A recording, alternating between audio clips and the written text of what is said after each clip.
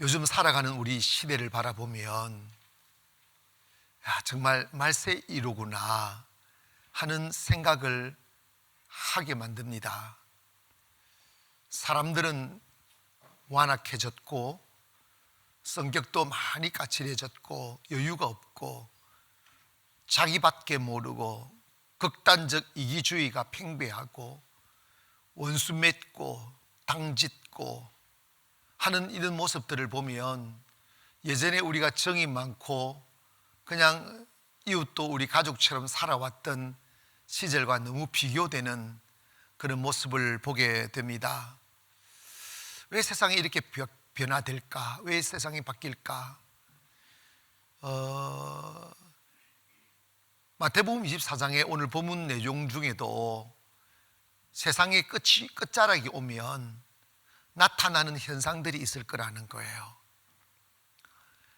이러한 현상이 일어나면 끝인 줄 알라라고 하신 말씀이에요. 그게 뭐냐면 세상 끝자락이 오면 거짓 선지자들이 많이 일어난다는 거예요. 그러니까 선지자의 얼굴을 하고 있는데 그 안에 진실이 없고 하나님이 없고 의용 목사들이 많이 일어나고 그다 이단들이 많이 일어나고 하는 것입니다. 그러면서 그들이 일어나 사람들을 미혹한다는 거예요. 그래서 우리 단체 안에만 와야 구원받는다, 우리 교회에 와야만 구원받는다, 우리만 참 진리다 이러고, 또 사람들을 미혹한다는 것은 진리 아닌 걸 진리처럼 가르치는 거예요. 요즘에 코로나로 인해서 많은 이견들이 있습니다. 어떤 목사는 텔레비전에 앞에 나와서 이런 이야기를 하더라고요. 교회가 세상의 모본이 되어야 되고 세상은 다 감염돼도 교회는 감염되지 않도록 이렇게 조심을 해야 된다. 그까진 좋아요. 동의합니다. 그런데 왜 정부가 백화점, 회사, 식당 영업하고 돈 버는 데는 폐쇄를 안 시키고 왜 교회만 폐쇄시키느냐? 그 질문에 그 사람들은 돈 버는 사람들이지 않느냐? 다 먹고 살기 위해서 하는 거 아니냐? 교회는 그런 곳이 아니지 않느냐? 교회는 이럴 때 예배도 드리지 말고 조용히 기다리면서 코로나가 잠잠해질 때까지 좀 이렇게 어떤 의미든지 간에 세상에 피해를 안 주도록 조심해야 된다. 이제 그렇게 이야기를 하는 걸 들었어요. 근데 그걸 그냥 인간적으로 들으면 딱 맞는 말이에요. 저도 그렇게 하고 싶어요. 근데 이분은 그 안에 하나님이 없는 사람이에요. 영혼을 모르는 사람이에요. 사람은 육만 가지고 있는 게 아니에요. 사람은 몸은 내게 아니에요. 이거는 흙입니다. 썩어질 거예요. 나를 구성하고 있는 게 영혼이에요. 아멘. 정신이 썩어지고 영혼이 썩어지면 그 사람은 이미 죽은 거예요. 육체는 빵을 먹고 살아야지만 내 영혼은 하나님의 말씀을 먹고 사는 거예요.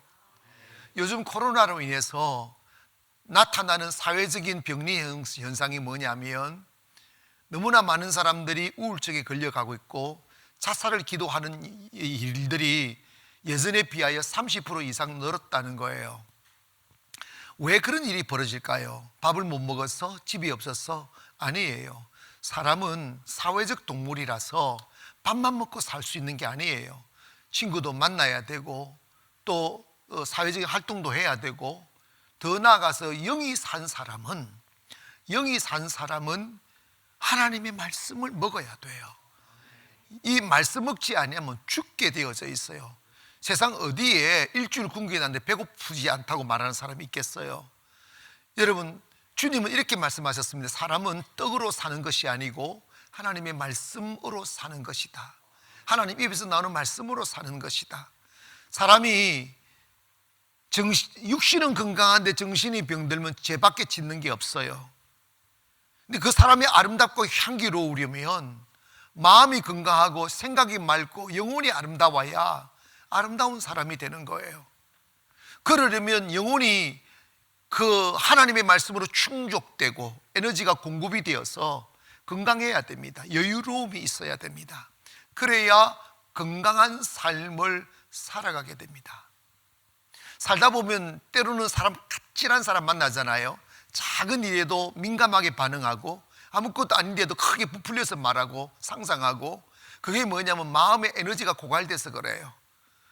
하나님의 말씀을 잘 듣고 은혜 받고 하나님의 성령이 나를 탁 감싸면 사람이 이렇게 씨알이 커지고 여유로워지고 이해되고 긍휼 베풀 수 있고 관용할 수 있어요. 세상이 이렇게 까칠하고 힘들게 된 것은 영혼이 목말라서 그런 거예요. 때문에 여러분, 예배는 영혼이 살아있는 사람은 빵보다 더 중요한 거예요. 내 영혼의 호흡이고 생명의 근원이고 살아가야 될 이유라 이 말입니다. 내 육체를 위하여 내가 사는 것이 아니라 내 영혼을 잘 간직하고 영혼의 때를 준비하기 위하여 육체가 있는 거예요. 그래서 사람에게 진짜 중요한 거는 방역보다 예배가 더 중요한 거예요. 그 영역을 모르는 사람들은 당연히 그렇게 생각하겠죠. 그래, 목사라는 사람이 나와서 그런 사람은 그의 의용 목사예요. 현혹하는 거예요. 거짓 선지자들. 두 번째로는 난리와 난리의 소문이 있을 거라는 거예요. 세상 진짜 난리예요. 미국도 난리고요, 대한민국도 난리고 다 난리예요. 지진 일어나고 이상기후 일어나고 막 싸우고 땅 짓고. 미국도 요즘요, 세상에 민주주의의 종주국인 미국이 그냥 미국 의회를 그냥 침투를 안 하나, 정말 난리예요. 말세입니다, 말세. 그리고 마지막 세 번째로 주님이 세상 끝자락이 되면 세상이 교회를 핍박한다는 거예요. 참 아이러니해요. 여러분, 옛날에는 기독교가 이렇게 많이 발전되기 전에도 경찰서 10개, 100개 세우는 것보다 교회 하나 세우는 게 훨씬 더 좋다고 믿지 않는 사람들도 이구동성으로 그렇게 말을 했어요. 여러분, 우리가 믿음이 없어도 교회를 한번 딱 나오고 나면 누가 말하지 않아도 착해져야 되겠다는 마음을 먹습니다.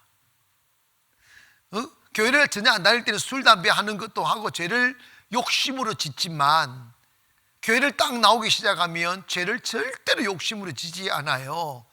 담배 끊어야 될 텐데, 술 끊어야 될 텐데, 그러면서 마셔요. 마셔요. 다른 게 뭐냐면 이러면 안 되는데 하는 마음은 가진다고.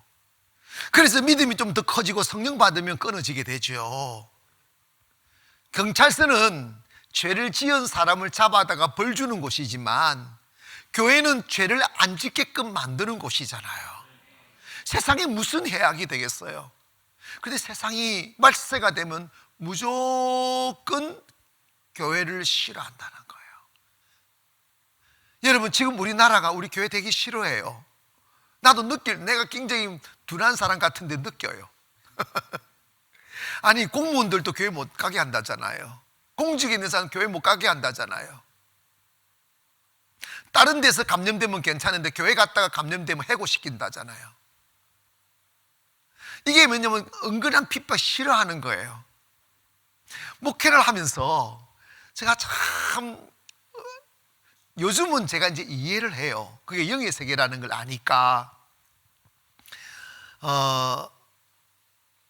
처음에 교회 와서 아무것도 모를 때는 막 한 번 교회 와서 너무 좋아가지고 교회를 안 나가려고 뱅뱅뱅뱅 돌아요. 저도 막 신기하게 느껴지고 막 목사가 존경스럽게 느껴지고 막 주님 보듯이 쳐다보고 이랬던 사람이 한 몇 개월 교회 다니다가 교회를 안 나와요. 그런데 교회를 나왔지만 예배 시간에만 이렇게 봤으니까 개인적으로 접촉할 시간이 없잖아요. 그런데 사람을 보내서 왜 교회를 안 나오는지 물어봤더니 목사님이 너무 싫대요. 그래서 내가 거울을 봤어요. 내가 너무 쉽게 생겼는지. 그건 아닌 것 같아요. 누군가는 내가 정말 멋있다 그러고 그러는데 그 멋있다고 하는 사람 눈은 좀 삐었긴 해요. 근데 그렇게 꼴이 보기 싫게는 있을 거 있는데, 이게 뭘까? 그 사람하고 내가 다투었다든지 감정적인 대립이 있다든지 내가 뭐 기분 듣기 좀 싫은 말을 했다든지 그러면 내가 이해를 가는데, 단 한 번도 접촉한 적이 없거든요. 무조건 싫대요. 저 목소리 좋다는 소리 있잖아, 목사님 목소리도 듣기 싫대요. 알고 봤더니 그놈이 온 거더라고요. 그놈이 알죠? 영혼의 사냥꾼. 그놈이 와서 영혼 죽이려고 목사가 싫게 만드는 거예요. 여러분, 신앙생활 할 때 제일 위기가, 여러분 어떻게 하든지 내가 무슨 소리 하든지 제가 좋아야지, 제가 싫어지면 그놈이 온 거예요. 그녀는 없어요. 그놈이 온 거라고. 근데 그때 그걸 이겨내야 됩니다. 아멘. 그거 이겨내야 됩니다. 그게 왜 그러냐면 내 영혼을 죽이려고 하는 거예요. 근데 말세가 되면 세상이 공중 권세 잡은 자가 세상의 권세 잡은 자들을 다스리게 된다는 거예요. 마귀가 권력자들을 다스리게 된다는 거예요. 권력자들이 교회가 싫은 거죠. 빛이 싫은 거죠. 정의가 싫고 진리가 싫고 살리는 게 무조건 싫은 거예요. 그래서 교회를 막 핍박하는 거예요. 요즘에 코로나가 1년을 가니까 너무 심하게 교회를 갖다가 교회에다가 책임을 돌리고, 신천지가 교회도 아닌데 말이에요. 교회에다가 책임지려고 모두 교회 발은 없어. 교회가 발이 어디 있어요? 발 없어요. 근데 어쨌든 간에 이것도 우리는 원망할 게 아니라, 교회를 핍박하게 만드는 과정이 이러구나. 이거는 우리가 힘들고 안 힘들고를 떠나서 하나님이 하시는 거예요. 하나님의 말씀이 이루어져 가는 거예요. 그래서 이걸 그냥 감사하게 받으세요. 감사하게 받는데, 통계에 의하면 1년 동안 30%가 교인들이 떠났다는 거예요. 왜냐하면 세상이 교회 다닌다는 말 뭐 이상하게 보니까, 처음에는요 말이 안 되는데 기침만 해도요 교회 다닙니까 물었대요. 내가 그 소리 다 들었어요. 우리 교회 다니는 의사 선생님이 안 그랬지만 교회 다니다 뭐 진찰도 안 해줬다는 거예요. 근데 참 나는 이해가 안 가는 게, 의사들은 알잖아. 그렇게 감염되고 교회 발이 없다는 것 알았는데 교회 다닌다고 하면 무조건 진찰도 안 해주고 나왔다는 거예요. 내한테 직접 내가 이야기를 들었어요. 이게 얼마나 불편하고 얼마나 기가 막힌 이야기예요. 여러분, 핍박 좀 받으셨습니까? 핍박 좀 받아야 되는데 안 받은 사람들은요 세상하고 가깝다는 욕 안 먹은 사람 좀 해야 돼. 어쨌든 근데 이거 하나님의 뜻인 거란 거예요. 왜냐? 하나님의 마지막 말세가 되기 전에 추수를 하는 거예요. 쭉쟁이 떨어뜨리고 알곡을 모으는 거예요. 아멘. 그리고 더 안타까운 것은, 교회는 초신자들 있잖아요. 초신자들은 마귀가 완전히 그를 놓아버리지 않는 상태이기 때문에 교회 못 가게끔 자꾸 유혹해요. 그래서 전도하는 사람이 찾아가야 오고 확인해야 오고 이런데, 코로나 딱 터지고 난 뒤에 그런 사람들이 나 자유 얻었네, 너 자유 얻었네, 우리 자유 얻는다고 가버리는 거예요. 이게 진짜 그런 자유가 아닌데 말이에요. 그래서 영혼을 다 죽이는 거예요. 여러분, 예수님은 물질을 사랑하고 육을 사랑한 게 아니고 한 영혼이 천하보다 귀하다고 그랬어요. 근데 코로나가 영혼을 죽이는 일이 되어서는 안 되는 거고, 그냥 우리가 긍정적으로 생각하면 한국 교회가 너무 깊은 잠에 빠져서 영혼은 다 죽은 채 사람들만 모여드는 공동묘지 같은 것으로 바뀌었으니까, 하나님이 다시 에너지 불어넣고 생명력 불어넣고 열정 불어넣고 그러기 위해서 이 코로나로 인하여 우리 한국 교회를 한번 체질하는 것으로 저는 느끼고 있고, 그것이 맞다고 생각돼요. 왜냐하면 수 많다고 좋은 게 아니에요. 물 많다고 좋은 게 아니에요. 그곳에 살아있는 영혼이 있어야 돼요. 내 영이 살아서 주님을 찬양해야 됩니다. 때문에 우리는 이러한 시대에 살아갈 때 이걸 기억해야 됩니다. 베드로전서 5장 8절에 보니까 근신하라 깨어라 너희 대적 마귀가 우는 사자같이 두루다니며 삼킬 자를 찾나니 너희는 믿음을 굳건하게 하여 그를 대적하라고 그랬어요. 여러분, 우리의 영혼을 죽이는 영혼의 사냥꾼인 사탄이가 얼마만큼 치열하게 영혼을 죽이려고 하느냐 하면 우는 사자와 같이 삼킬 자를 찾는다는 거예요. 우는 사자는 뭐냐면 배가 막 너무너무 고파서 먹잇감이 있으면 막 인정사정 없이 달려들어 그걸 찢어먹는 상황을 말하는데, 여러분 주변에는 여러분이 인지하든 못하든 간에 상관없이 그 배고픈 사자가 맴돌고 있듯이 사탄이가 여러분의 영혼을 죽이려고 맴돌고 있다는 거예요. 근데 그것도 모른 채 멍하니 살면 안 된다는 거예요. 그때 우리는 믿음을 굳건하게 하여 그를 대적하라.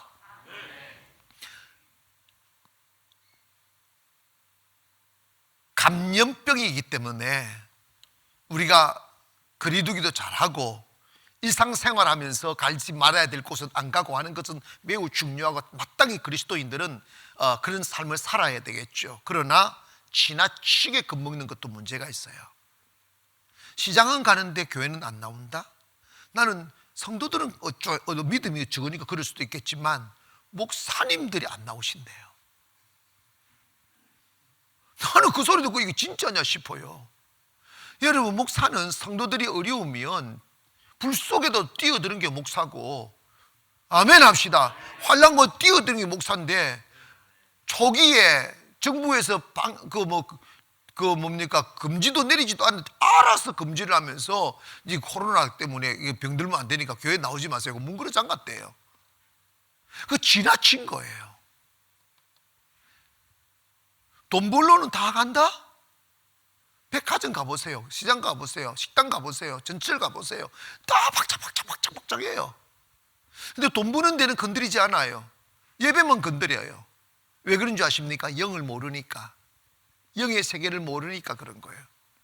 우리 이때일수록 우리 깨어있기를 주의 이름으로 축원하고, 이 기회에 여러분 오히려 더 영혼을 살리는 사람이 되기를 원합니다.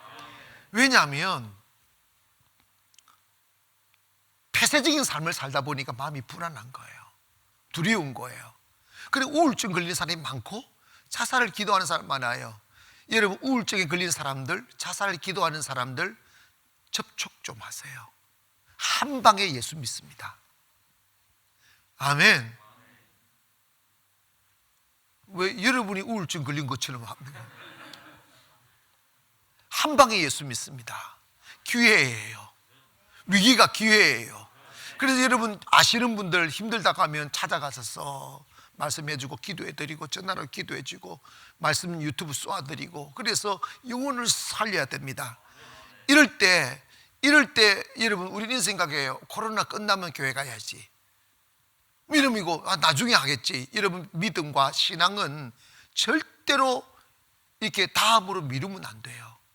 오늘 내가 은혜를 잃어버리면 다시 회복하기가 어려워요. 무슨 말씀 하나가 있어요. 히브리서 6장 4절 이하에 보면, 한번 빛을 받고 하늘의 은사를 맛보고 성령에 참여한 바 되고 하나님의 선한 말씀과 내세의 능력을 맛보고도 타락한 자들은 다시 새롭게 하여 회개할 수 없나니, 이는 그들이 하나님의 아들을 다시 십자가에 못 박아 들여내 놓고 욕되게 합니다. 이게 뭐냐면, 주님의 은혜를 입고 성령을 받고 은혜를 받은 사람이 타락하면 다시 회복할 수 없다는 거예요. 그만큼 위중한 이야기예요. 그래서 우리는 이 시대로, 이 코로나 시대이지만 어떡한 예배를 드리기를 원합니다. 저는 긍정적으로 보는 것 하나가, 코로나로 인해서 밥 문화가 사라졌어요. 그러니까 퇴근하고 빨리 집에 가야만 되니까 가족하고 같이 있게 되는 거죠. 그전에는 그런 기회가 없잖아요. 그런데 제가 매일 저녁 8시마다 예배를 드리면서 유튜브로 예배를 보내드리니까 가정에서 그아에서 다 모여서 예배를 드리는 거예요. 근데 많은 분들이 예배를 드립니다. 예배를 드리는데 그 예배가 가정을 살리는 거예요. 아멘. 관계를 형성하고 제가 일부러 하라고 아이들 보고 엄마 아빠 사랑합니다 라고 말을 해주라니까 아빠들이 좋아가지고 침을 너무 흘려가지고 이렇게 방 청소를 한다잖아요. 너무너무 좋은 거예요. 예배는 회복이에요. 예배는 살아납니다. 할렐루야. 아내 보고 남편 보고 사랑합니다 라고 해야겠더니 남편이 하는 말 내 평생에 처음 들어봤대요. 그 왜 사는지 모르겠어. 그냥 얼굴도 모르고 산다고 그러나? 뭐 이상한 소리. 하나님, 예배는 회복이에요. 그래서 어쩌면 이 코로나가 영혼을 살려요. 외로우니까 기도하다가 주님 만나고, 갈 곳 없으니까 집에서 예배 드리다가 가정 살아나고, 영혼 살아나고. 할렐루야. 하나님은 기억하세요. 사탄은 영혼을 죽이려고 덤벼들지만 그 위기의 시간에, 환난의 시간에, 핍박의 시간에 하나님은 잠자고 계시지 않아요. 하나님이 일하십니다. 더 믿음 주시고, 더 은혜 주시고, 더 허리띠를 졸라매게 하는 거예요. 그러므로 이 시대에 따라합시다. 깨어있자. 여러분, 깨어있다는 말은 정신을 차린다, 경계한다, 주의한다는 뜻입니다. 이게 뭐냐면 세상 끝자락인 말세가 되면 성도들은 가장 중요한 게 내일 미루지 말고 영적으로 다 깨어 있어야 된다는 거예요. 그것을 잘 설명해 주는 장이 마태복음 25장 혼인잔치 비유인데, 10명의 처녀가 있었는데 지혜로운 5처녀와 어리석은 5처녀가 있었다. 근데 어리석은 5처녀는 기름을 준비하지 않았고 지혜로운 자는 기름을 준비했는데 신랑이 드디 올 때, 신랑이야 라고 외쳤을 때 지혜로운 자는 바로 등불을 켜서 신랑을 맞이했는데, 어리석은 자, 잠든 자, 깨어있지 않는 자, 세상에 취해 사는 자, 이런 자는 그때서야 비로소 기름 사러 바깥에 나갔다가 돌아와 보니까 문은 그릇 잠그고 문을 열어달라고 통곡하고 막 두드려도 문은 다시 열리지 않더라. 이를 갈며 슬피 울게 되더라. 여러분, 이것이 바로 뭐냐면 성도들은 항상 믿음의 불을 켜고 있어야 돼요. 할렐루야. 마음의 영이 살아있어야 돼요. 어떻게하든지 살아있어야 돼요. 근데 여기 보면 왜 그렇게, 그러면 어리석은 5처녀는 왜 기름을 준비하지 않았냐? 그 이유는 뭐냐면 신랑이 언제 올 줄 모른다고 생각하고 신랑이 설마 하면서 준비를 안 하는 거예요. 신앙의 자세는 특징 하나가 있어요. 예수님이 오시는 날을 정해주지 않았어요. 만약에 한 달 뒤에 예수님이 오신다고 딱 정해놓으면 그 전날까지 뒤놀다가 그날에 딱 져서 주여 이럴 촉속들이 엄청 많을 거예요. 근데 그게 여러분, 우리의 신앙의 가치는 턱걸이에서 천국 가는 게 아니에요. 그리고 그날 되어서 평소에 믿음 잃어버리고 잠들며 살던 사람이 주님이 오신다고 해서 추여가 되는 게 아니에요. 신앙생활은 오늘을 주님과 동행하는 거예요. 신앙생활은 주님이 주시는 평안을 누리며 사는 거예요. 세상에 취한다는 것은 주님을 제끼고 일에 취하고 돈에 취하고 사람에게 취하는 것을 의미하는데, 거기는 평안이 없어요. 만족 없습니다. 아무리 가고 싶은 에버랜드도 아이들이 엄마 손 놓치면 거기가 공포의 대상이에요. 그런데 다시 엄마를 기적적으로 찾으면 마음이 편안해지듯이, 왜 먹을 것 많고 편안한 집에 잠자는데 왜 우울증이 걸립니까? 영혼의 갈증이기 때문입니다. 영혼이 두렵기 때문입니다. 영혼은 주님을 만나지 않으면 어떤 안전한 곳에서도 편안하지 못합니다. 불 속에 있어도, 회오리바람에 휘말려도 우리가 주님 딱 만나면 내 마음은 안전한 거예요. 평안한 거예요. 때문에 신앙생활의 가치는 뭐냐면 잠들어 있는 것이 아니고 오늘 하루를 주님 모시고 주님과 교제하는 기쁨으로, 주님 내 안에 계시는 기쁨으로 사는 것이 신앙생활임을 믿기를 원합니다. 우리가 죽어서 천국 가는 게 아니라 이 거친 세상도 주님이 내 안에 있으면 하늘나라가 되는 거예요. 아멘. 누구나 삶에는 무기가 있고 부담감이 있고 아픔이 있어요. 그런데 매일 기뻐하고 감사하는 사람은 영이 살고 마음이 살았어. 그런 것들을 거뜬히 이겨내는 사람이고, 영이 피폐하고 죽은 사람은 작은 문제도 못 이겨서 스스로 무너지는 사람이에요. 그러지 않으려면 주님이 언제 올지 모르니 오늘도 주님 사모하고 내일도 주님 사모하고 깨어 살기를 원합니다. 계속 말씀을 전해야 되면 말씀이 그냥 나오는 게 아니고 묵상하고 또 연구하기도 하고 생각하고 이러다 보면 주님을 생각하지 않을 수가 없잖아요. 그럼에도 불구하고 잠깐 일하다 보면 주님은 놓칠 때가 많더라고. 여러분, 우리가 일상생활 하면서 주님 언제 생각합니까? 급할 때만 생각하잖아. 그거 동행 아니에요. 저는 성경을 읽으면서 에녹이 하나님과 300년 동안 동행했다고 하는 성경을 읽으면서 내가 헉 했어요. 어떻게 저럴 수가 있을까? 매일 주님 생각하는 거예요. 이게 깨어있는 겁니다. 주님 떠나 세상 없습니다. 주님 떠나 행복 없어요. 주님 떠나 건강 없어요. 주님 떠나 기쁨 없어요. 제가 이런 의사 선생님들이 하는 말씀들을 듣고 이런 걸 알게 됐어요. 사람이 이렇게 몸이 있는데 하루에 이렇게 숨을 쉬고 밥을 먹고 바라보고 하는 걸 과정을 통해서 셀 수 없는 수억 개의 그 유해 바이러스, 이 우리의 병을 유발하는 바이러스들이 몸속으로 들어간다는 거예요. 그런데 면역 체계가 건강하게 잘 있고 NK 세포가 살아서 막 있으면 모든 몸을 공격하는 바이러스들을 잡아먹어 버린대요. 그러니까 병이 안 걸린대요. 그런데 면역성이 뚝 떨어져 버리면 그 바이러스가 들어오면 그걸 잡아먹는 게 없고 싸우는 초병들이 없기 때문에 그대로 세포에 침투돼 가지고 병을 유발한다는 거예요. 근데 그게 사실 우리 면역 체계가 정상화되고 건강해지는 게 밥을 많이 먹어서 보다도 정신이 건강해야 돼요. 영이 건강하면 모든 몸도 정상으로 돌아와요. 아멘. 여러분, 큰 마음의 상처를 깊이 받으면 사람이 시루시루 아파가잖아요. 그게 뭐냐면 우리 육신은 정신세계가 연결되어져 있어요. 그 면역성이 뚝 떨어지니까 죽는 거예요. 저는 경험상 70이 넘으신 분들 이게 암 걸렸을 때 저는 가능하면 수술하지 말라고 말하는 사람이에요. 왜 그러느냐 하면 한 번은 우리 집사님 중 한 분이 시아버지가, 저는 뵙지는 못했는데 시아버지가 70이신데 시골에 자라서 너무 건강하신 거예요. 그런데 암에 걸려서 올라오셨다. 그러게 초기에 제가 가봤더니 막 근육이 살아있더라고요. 이렇게 70인데 농사를 지어가지고 막 근육이 살았는데 일주일 만에 딱 돌아가시더라고요.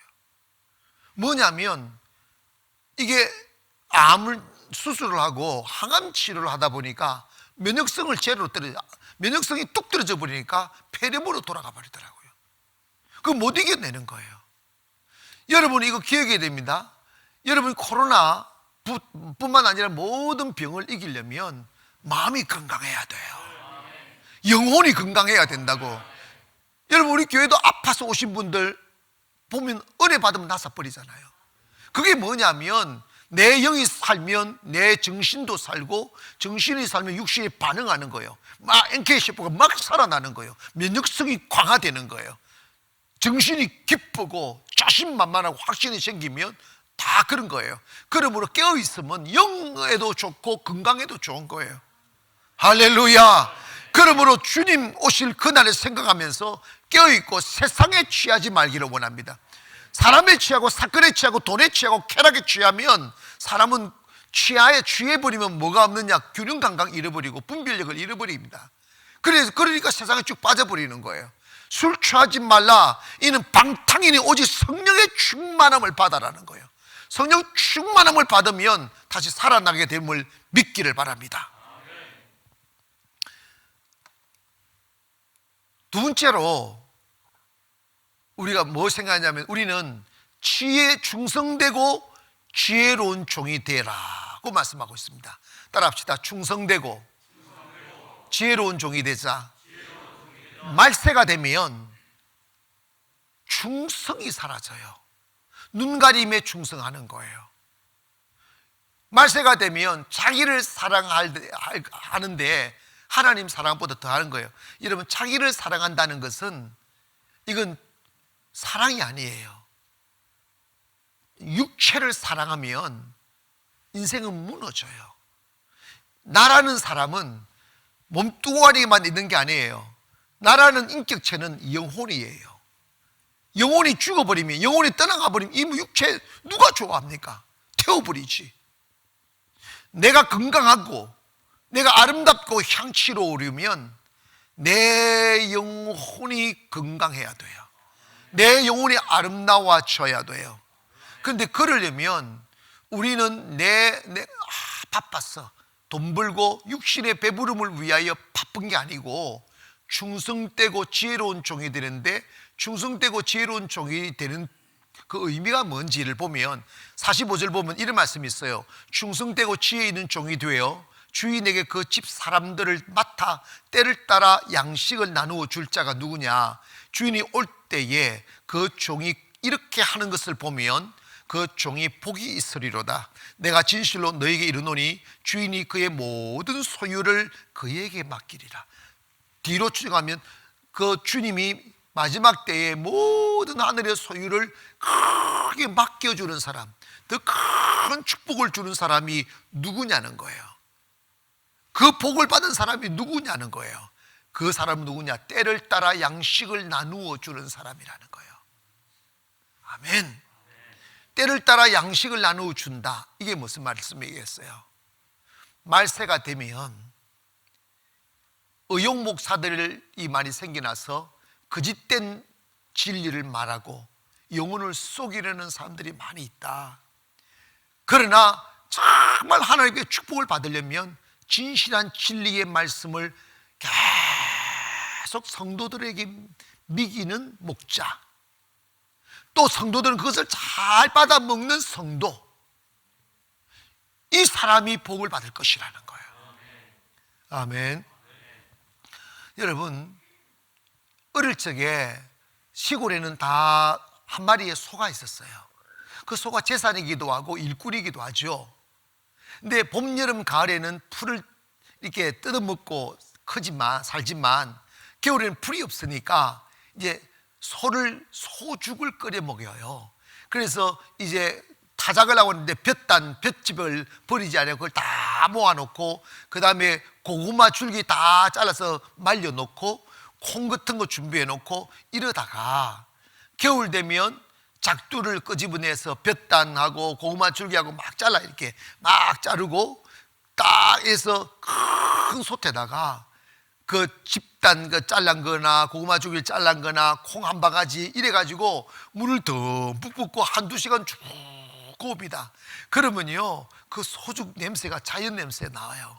구수하기도 하고 이렇게 나와요. 그런데 그걸 대야에다가 큰 다라에다가 퍼가지고 갖다 주면 소가 푹쭉 먹으면서 내부르면요 굉장히 기분 좋아요. 근데 그거 힘들어요. 내가 소죽 많이 끓여봤어요.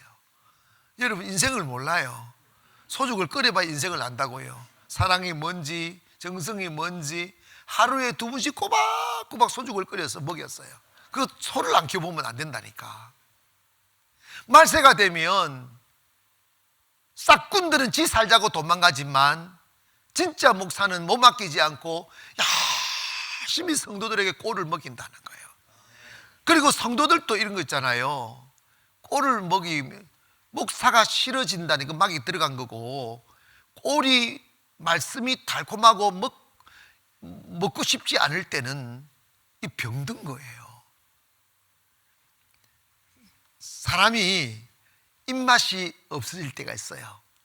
그때가 언제인지 아세요? 병들면요 입맛이 없어요. 그 특징이 있어요. 병들면요 배가 안 고파요. 배가 안 고프니까 입맛이 없고, 입맛이 없으니까 안 먹게 되고 죽게 되는 거지. 근데 병이 떠나가고 건강이 찾아오면 배에서 꼬락꼬락꼬락 하잖아요. 밥 주라 하잖아요. 그 달콤하게. 제가요 요즘 밤 늦게 집에 들어가고 막 새벽 1시 2시 이렇게 들어가니까 6시 저녁을 먹고 집에 밤 12시 이렇게 가면 자려고 하면 배가 고픈 거예요. 내가 건강한가 봐요. 병이 안 드는가 봐요. 그래가지고 제가 잘 먹지도 않는 누군가 컵 라면을 줘가지고 한 보따리 준데 그걸 제가 다 먹었어요. 그래가지고 지금 살이 1kg가 늘었어요. 난 어떡한지 모르.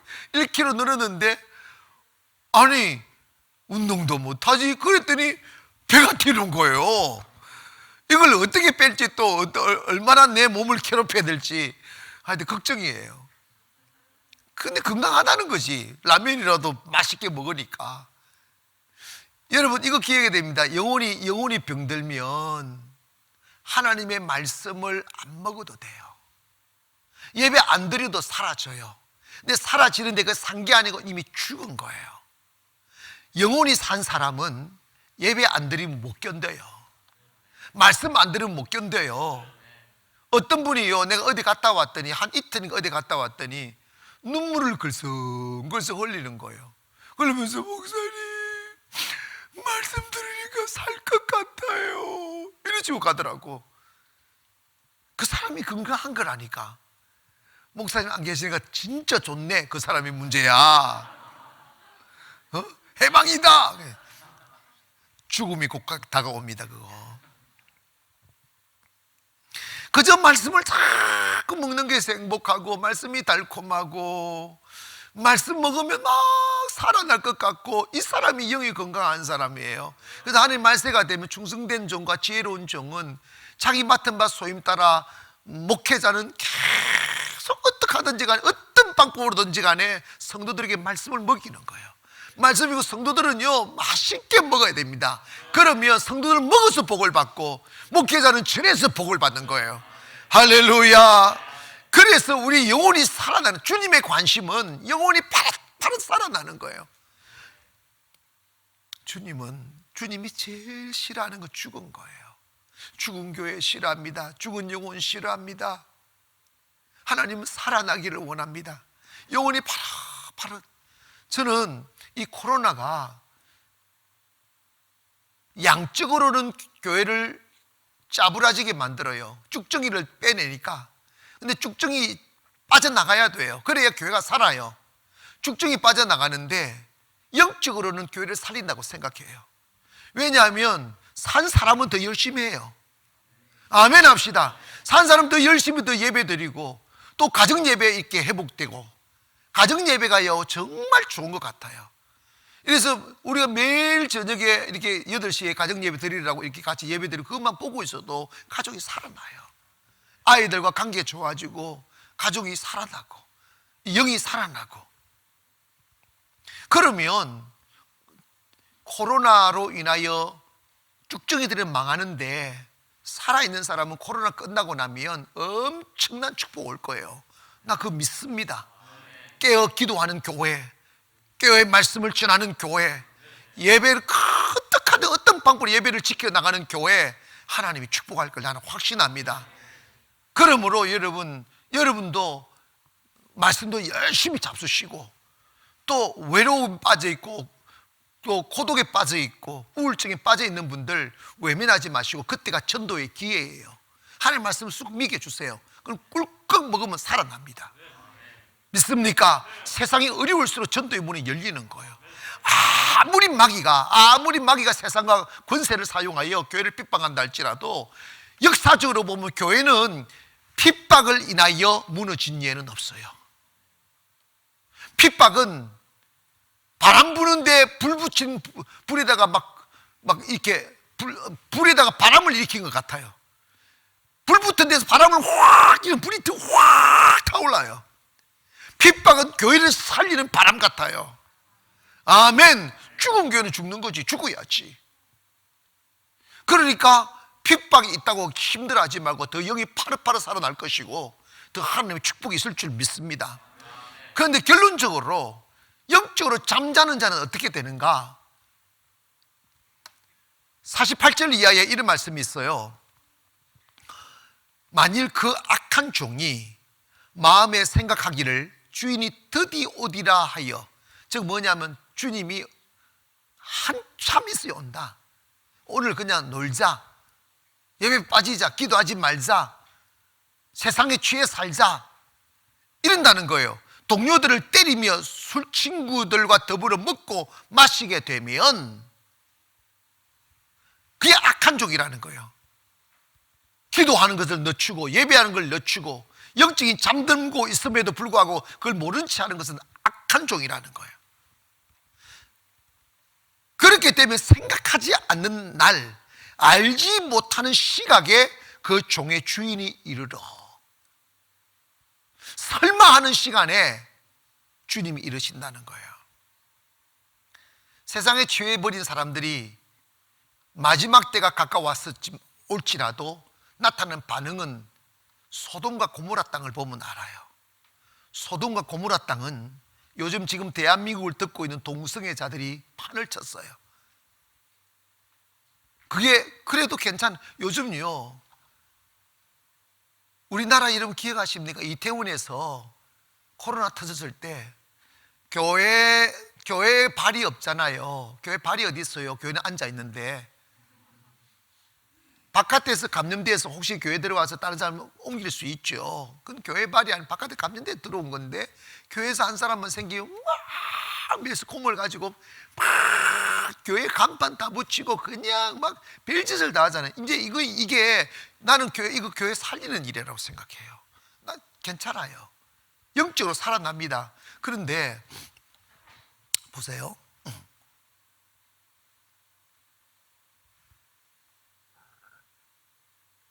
소돔과 고모라 땅에 하나님께서 유황불을 내서 그 심판하신다고 하셨을 때 사람들이 다 그 말을 안 믿었어요.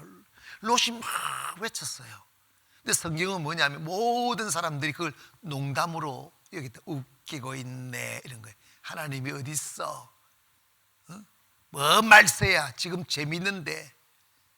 롯의 사위까지도 세상 쾌락에 취해서 농담을 하겠다는 거예요. 근데 그 말은, 이태원 사람들 보세요. 이태원 사람들, 그 이태원에 감염된 사람들 성소수자라고 그래가지고 나라가 그들을 밝히지도 않고 그 추적도 안 해요. 이게 희한한 세상이죠. 소돔과 고모라 땅이 그랬다고요. 오히려 더 죄 짓는 것을 보호해주고 권장하는 문화를 만든다고. 이게 말세라의 말이에요. 이게 말세라의 말입니다. 이럴 때 설마 언제 주님이 오셔? 주님 없어, 하나님 없어, 이러면서 끝없이 영혼의 깊은 잠에 빠졌을 때 주님이 오신다는 거예요. 결과가 뭐냐? 51절, 음이 때리고 외식하는 자가 받는 벌에 처하리니 거기서 슬피 울며 이를 갈리라. 여러분, 이를 간다는 것은 사람이 너무 힘들고 아프면 이를 갈아요. 이러잖아. 지옥 고통이 바로 그런 거라는 거예요. 지옥에 가게 되는데 지옥은 영원히 이를 갈고 있는 거예요. 그 고통과 그 절망과 아픔은 어떤 말로도 형용할 수 없어요. 누가 그 고통과 심판을 받느냐? 잠자는 자가 받는다는 거예요. 여러분, 이제는 자다가 깰 때입니다. 이렇게 위중할수록 우리가 영적으로 깨어나야 돼요. 기도 안 하던 사람들, 여러분, 이 말 정말 무서워요. 이거 위험해요. 좀 이따 갈게요. 코로나 좀 끝나면 갈게요. 아닙니다. 신앙생활은 지금이에요.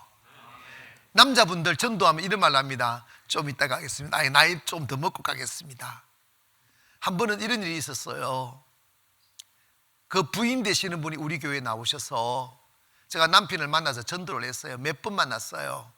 남편 좀 전도해달라고 하니까 만나면 또 사람이요, 착한 척 하는 사람이 진짜 문제더라고.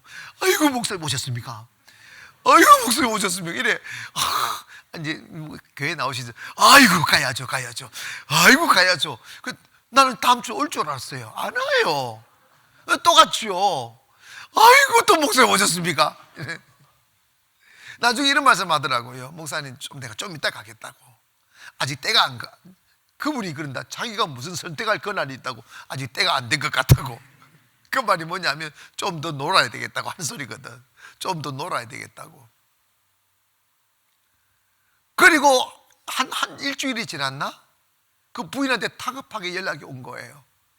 알고 봤더니 주일날 교회 안 나오고 린라인 스케이트를 타다가, 린라인 스케이트 이제 도로에서 이거 타다가 심장마비로 돌아가셨어요.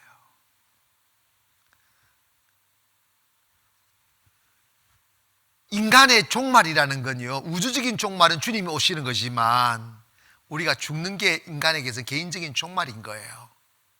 우리 오늘이라는 시간에 깨어 있으십시다. 오늘이라는 시간에 예배합시다. 오늘이라고 하는 시간에 하나님의 말씀 먹읍시다. 그래서 깨어 있으면 안전하잖아요. 천국은 죽어서만 가는 게 아니에요. 주님 내 안에 모시면 그것이 천국이에요. 행복할 수 있어요. 그리고 하나님 축복이 있습니다. 사람들은 돈 버는 일, 육신의 일을 급하다고 생각해요. 근데 그 전혀 급한 거 아니에요. 진짜 급한 것은 내 영혼이 사는 거예요. 코로나가 우리의 믿음을 떨어뜨리지 않기를 원합니다. 코로나가 영적인 예배와 주님과 교제하는 일을 다음으로 미루게 하는 원인 제공자가 되지 않기를 원합니다.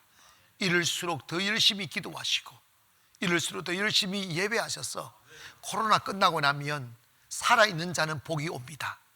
하나님 모든 죄물을 그에게 맡긴다는 거예요. 두고 보세요.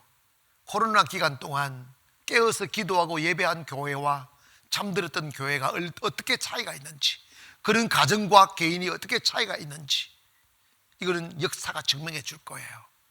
오늘 사랑하는 성도 여러분, 어떤 의미든지 간에 영적으로 잠들지 말기를 원합니다.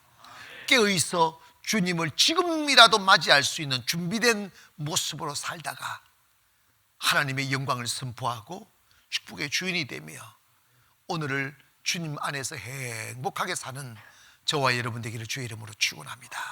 기도하겠습니다.